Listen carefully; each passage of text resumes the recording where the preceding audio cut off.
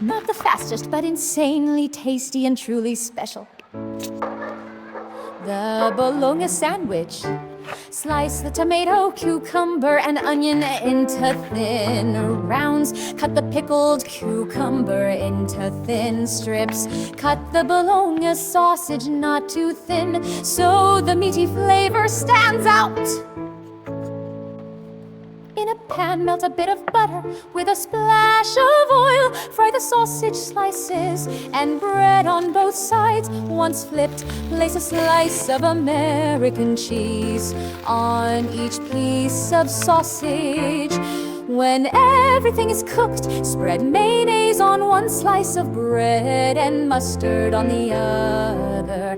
Add some salad greens on one slice of the fried sausage with melted cheese, the pickled cucumber strips, onion and tomato. Top with the second slice of bread, press down slightly and cut diagonally.